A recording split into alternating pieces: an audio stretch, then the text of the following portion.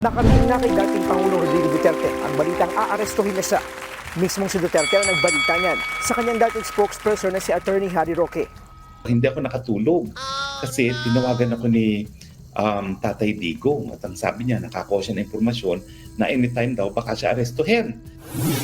Hindi malinaw kung para sa anong kaso kaya aarestuhin umano si Digong. Nagtanong-tanong daw si Roque.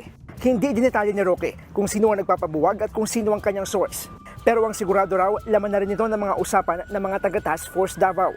Tila senyales daw yan ang posibleng ang pag-aresto sa dating Pangulo. Alam nila na loyal sa mga Duterte itong Task Force Davao, so parang nagkaroon nga ng, yan po ugo-ugo ngayon na bubugin daw ang Task Force Davao. April 2003 nang buuin ang Task Force Davao sa ilalim ni nooy Davao City Mayor Digong. 700 sundalo ang kasapi niyan na layong protektahan ng lungsod laban sa terorismo. Bukod dyan, ayon kay Roque, nagpunta raw sa Davao si AFP Chief Romeo Brownell Jr. nitong Sabado. Hindi raw malinaw para ito saan. Alam nila na loyal sa mga Duterte itong Task Force Davao, so parang nagkaroon nga ng, yan po ugo-ugo ngayon na bubugin daw ang Task Force Davao. Agad namang pinasinungalingan ng Armed Forces of the Philippines ang mga alegasyon ni Roque. There's no such issuance of any directive for the disbanding of the Task Force Davao.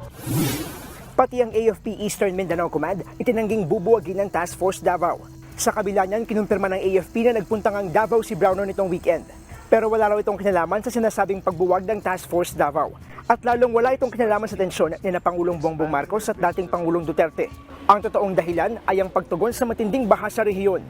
The Chief of Staff went to Davao last weekend, but his sole purpose was So ayan, confirm po yung sinasabi ni Roque na nagpunta talaga si AFP Chief doon.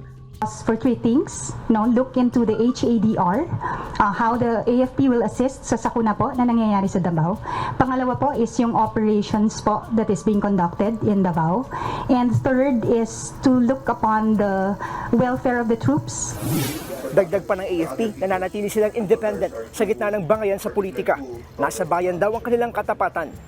Will remain loyal to the Constitution and of course to the chain of command.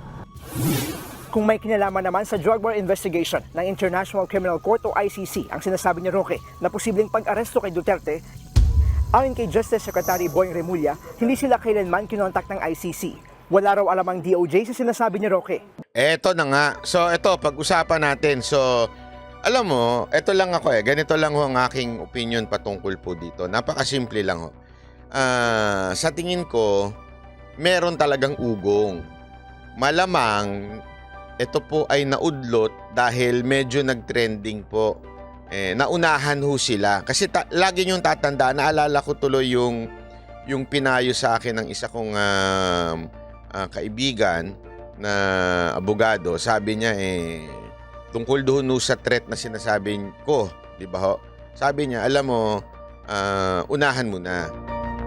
Unahan mo nang sabihin kesa sa unahan ka. At least pag naunahan mo, may idea na yung tao kung sino.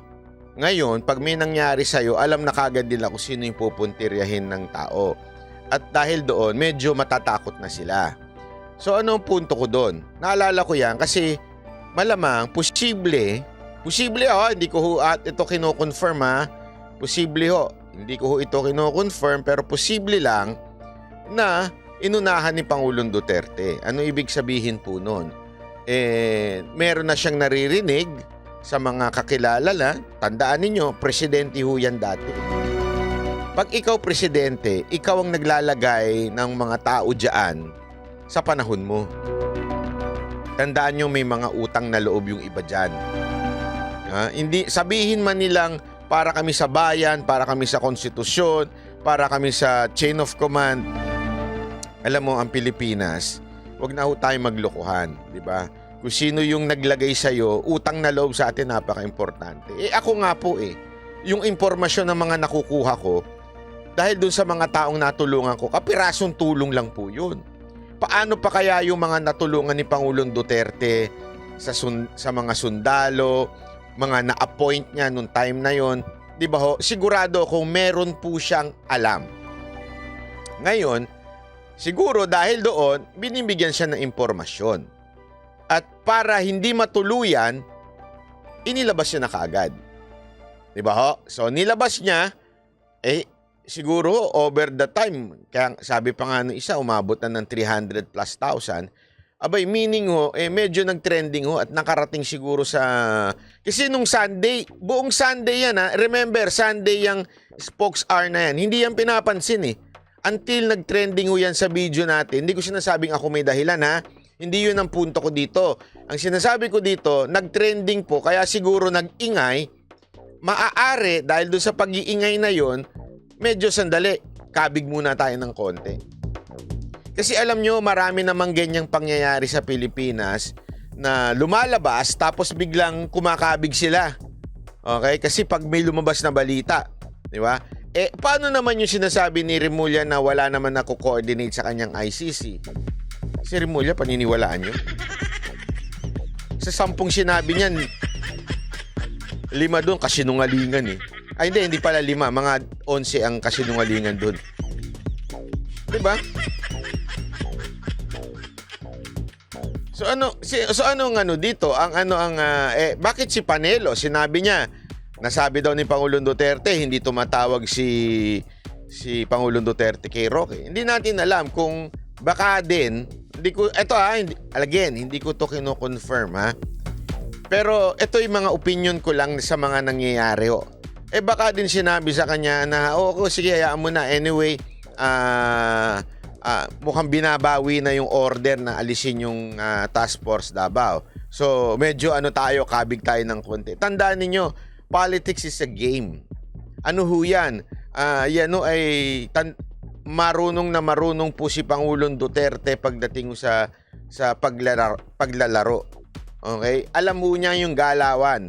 Ang importante dito, whether this is true or not, ang importante, we are aware.